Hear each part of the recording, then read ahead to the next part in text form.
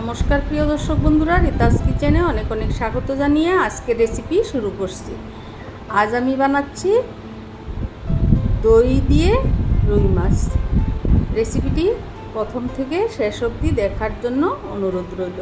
প্রথমে আমি মাছগুলো ভালোভাবে ধুয়ে নিয়ে এসেছি। এবারে সাদা তেল এবং নুন দিয়ে ভালোভাবে ম্যারিনেট করে রেখে দিয়েছিলাম আধ ঘন্টার মতো। এবারে মাছগুলো হালকা করে ভেজে নেব। কড়াইতে মাছ ভাজার তেল ছিল, ওই তেলে আমি মাছগুলো একে একে দিয়ে দিচ্ছি। একটা পিঠ ভাজা হয়ে গেলে অপর পিঠটাও উল্টে পাল্টে আমি ভেজে নেব। আমি মাছগুলো একদম মুচমুচে করে ভাজবো না, একটু হালকা করে ভেজে নামিয়ে নিচ্ছি। এই মাছগুলো দিয়ে বন্ধুরা কাঁচা মাছ দিয়েও বানানো যায়, কিন্তু আমি একটু ভেজে নিলাম, গরম দিন তো তাই একটু ভেজে নিচ্ছি মাছগুলো। এবারে কড়াইতে দিয়ে দিলাম সাদা তেল 2 টেবিল স্পুন, ফোড়নে দিচ্ছি গোটা গরম মশলা, গোটা জিরে, লবঙ্গ এবং গোলমরিচ। ফোড়ন থেকে সুন্দর একটি গন্ধ বেরিয়ে এসছে। এবার আমি দিয়ে দিচ্ছি পেঁয়াজ, রসুন, আদা বাটা। এবার একটু নেড়ে চেড়ে নেব। বন্ধুরা, আমার রেসিপিটি তোমাদের ভালো লাগলে অবশ্যই লাইক, কমেন্ট এবং সাবস্ক্রাইব করে আমার পাশে থেকো, আমাকে একটু সাপোর্ট করো। তোমাদের সাপোর্টে আমি এগিয়ে যেতে সক্ষম হব। এবার একটু নেড়ে চেড়ে নিচ্ছি। দেখো বন্ধুরা, তেল ছেড়ে আসছে।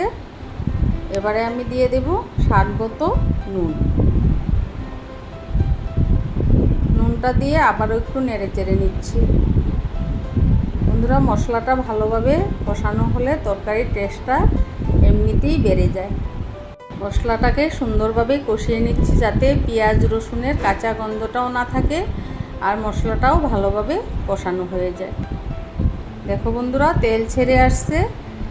এবারে আমি দিয়ে দেব হাফ টিস্পুনের মতো জিরে বাটা, দিয়ে দিচ্ছি 1 টিস্পুন ধনে গুঁড়ো।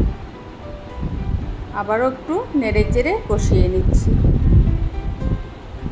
এভাবে কষিয়ে কষিয়ে রান্না করলে রান্নার টেস্ট দ্বিগুণ বেড়ে যায়।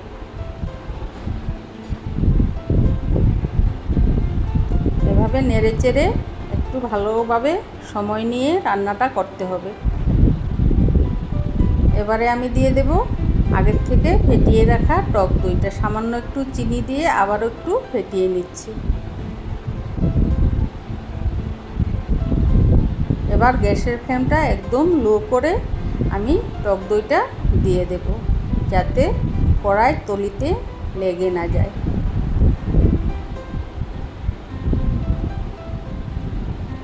দইটা দিয়ে একদম হালকা হাতে নাড়তে থাকবো।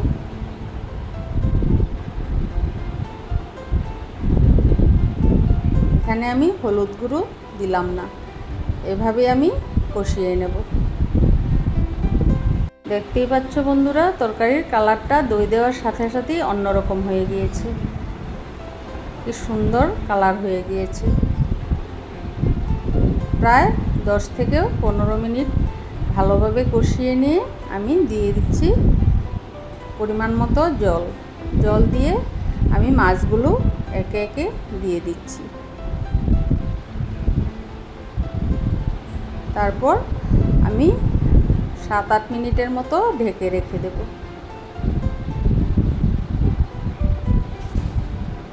এভাবে তোমরা একবার বানিয়ে খেয়ে দেখো, জাস্ট অসাধারণ হবে খেতে। বন্ধুরা, তরকারির কালারটা শুধু দেখো কত সুন্দর হয়ে গিয়েছে। এবারে আমি ঢাকনা খুলে 4-5টা চেরা কাঁচা লঙ্কা দিয়ে দিলাম। আমার রান্নাটা প্রায় কমপ্লিট। এবার আমি সার্ভ করে নেব। বন্ধুরা, রেসিপিটি ভালো লাগলে অবশ্যই লাইক, কমেন্ট এবং শেয়ার করে দিও। ফিরে আসবো নতুন নতুন রেসিপি। সবাই ভালো থেকো, সুস্থ থেকো। ধন্যবাদ।